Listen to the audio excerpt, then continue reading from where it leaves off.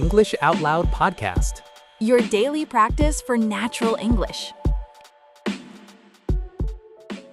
Hey everyone, welcome back to Speak English Out Loud, your place to learn real English through real conversations.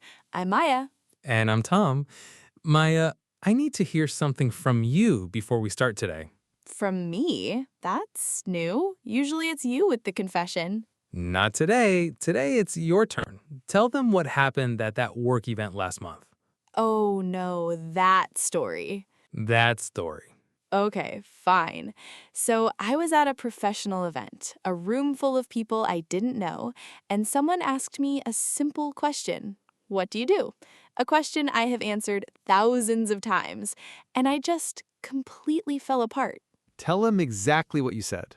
I said, so I sort of work in, well, it's kind of like content, but also podcasting. I mean, I don't know if you'd call it that exactly. And then I trailed off. And there was silence, and they just looked at me. 3 seconds of silence that felt like 3 years. 3 years. And the terrible thing is, I know what I do. I'm proud of what I do. I just completely forgot how to say it like I believed it. Because confidence isn't about knowing the answer. It's about how you deliver it. And in that moment, every signal your body and voice were sending said, I'm not sure I'm supposed to be here. Which is exactly what today's episode is about. Because I know that feeling is not just mine. A lot of you feel it in English. In meetings, in conversations, in classrooms. You know what you want to say, and then the moment arrives and something else comes out. Today, we fix that, practically, with real tools you can use today. Not next year, not after more study, today. We're going to talk about your body, your voice, and your words. And by the end of this episode, you will have a 10-second system you can use before any moment that scares you. Quick note, this is a B1 intermediate episode. If some words are new, that's fine. New words are the whole point of being here. Stay for the word tour at the end. We go through 10 key words from today, slowly, with examples, so they actually stick. And if this episode is useful, please like and subscribe. It genuinely helps other learners find this podcast. Every single one matters. Leave us a comment too. Tell us, what is the moment you feel least confident speaking English? A meeting, a phone call, talking to a stranger? We want to know. Let's kill something right now. The idea that confidence is something you either have or you don't, that some people were born with it and others just weren't. That's not true, and believing it is actively holding you back. Confidence is not a personality trait. It's a behavior pattern, and behavior can be changed. Here's what confidence actually is. It's the willingness to act without a guarantee. That's it. It's not the absence of fear. It's not certainty. It's not even belief in yourself. It's just moving forward anyway. And the reason we think it's a personality trait is because we only see the output. We see confident people speaking clearly, standing tall, not apologizing every 5 seconds. We don't see the years of practice behind it. Or the nervousness they still feel. Because most of them still feel it. They've just stopped letting it run the show. Which leads us to the science that changed how I think about all of this. You've probably heard the phrase, fake it till you make it. Most people think it means pretend to feel confident until the feeling magically arrives. That's not quite right. What it actually means, and this is backed by research, is that your body and your brain are in constant conversation. Your brain sends signals to your body, but your body also sends signals back to your brain. When you feel afraid, you get small. Shoulders forward, chest in, voice quiet, eyes down. The body does fear automatically. But when you deliberately do the opposite, when you make your body take up more space, speak more slowly, breathe more deeply, your brain starts to receive different signals, and it starts to behave differently. The fear doesn't disappear, but it becomes background noise instead of the main event. Psychologist Amy Cuddy calls this embodied cognition, the idea that your posture and physical behavior don't just reflect how you feel, they actually shape how you feel. Which means you don't have to wait to feel confident before you act confident.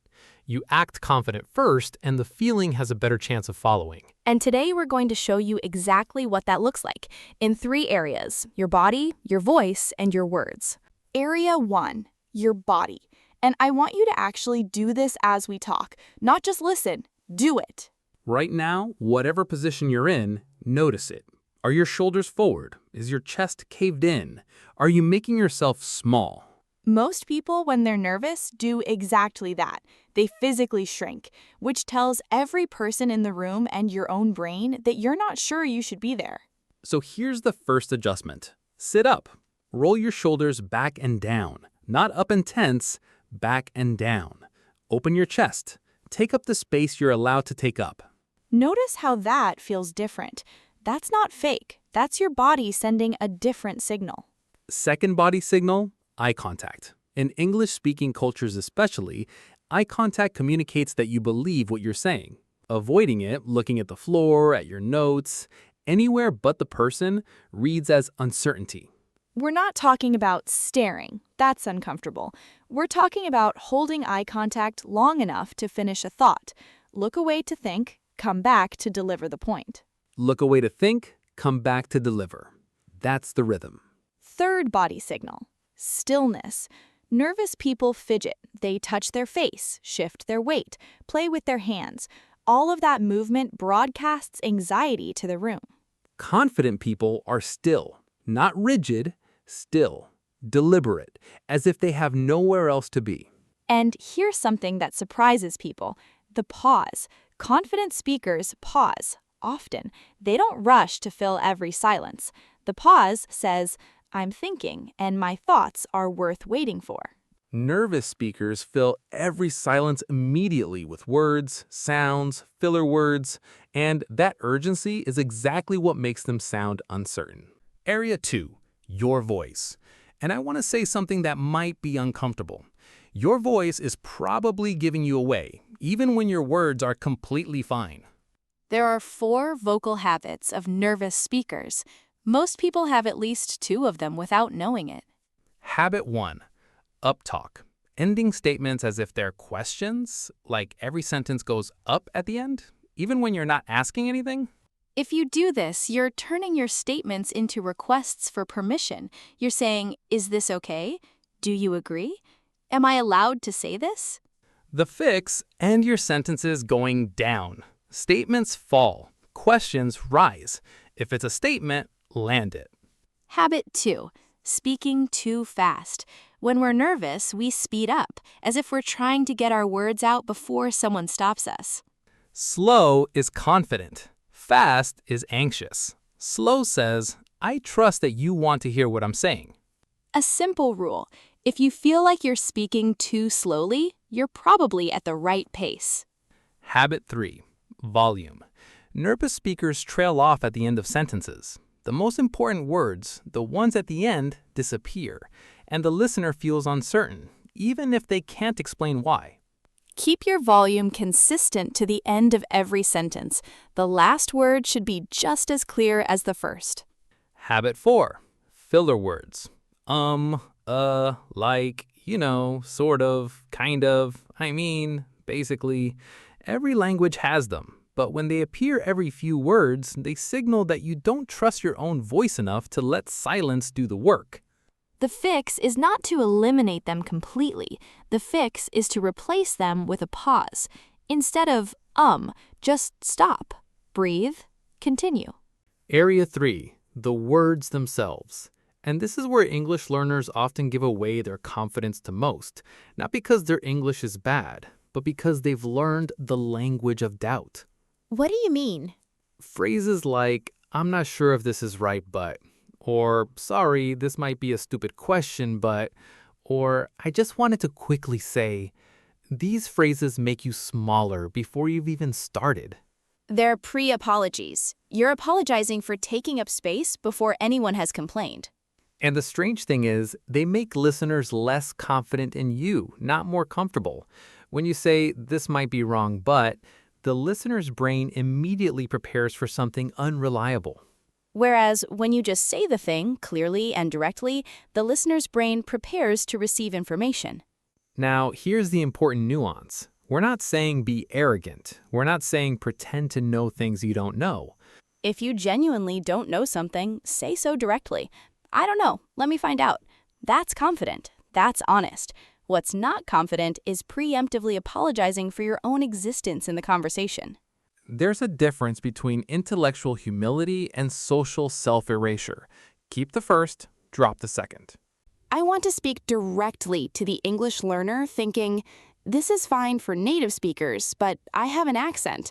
I make grammar mistakes. I lose my words sometimes. How can I sound confident with all of that? And the answer is, those things are not the problem you think they are.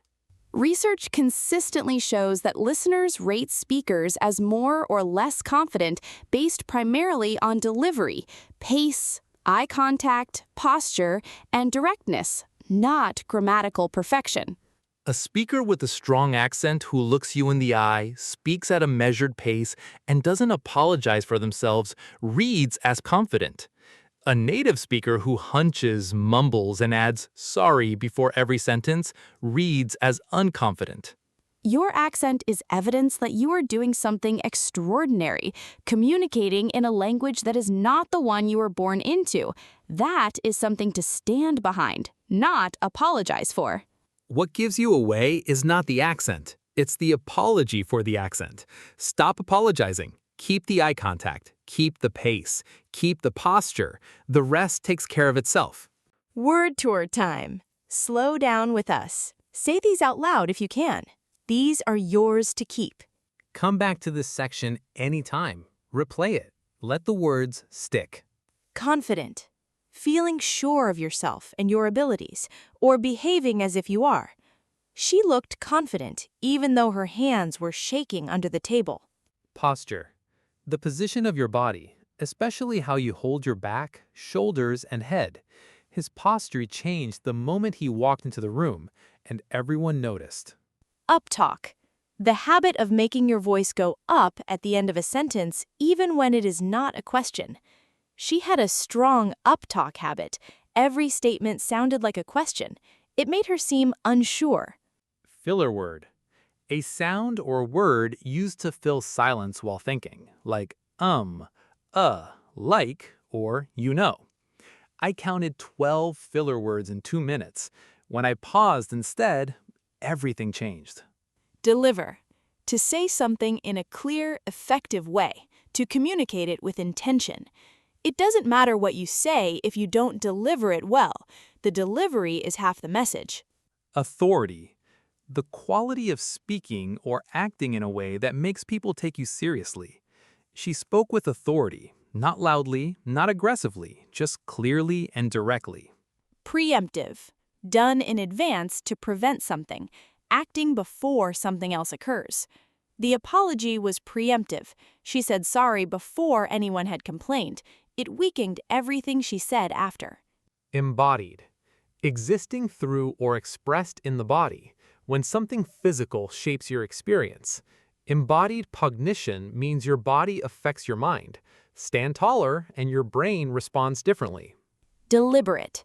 Done on purpose, with care and intention, not accidental or rushed. His pauses were deliberate. He didn't fill them.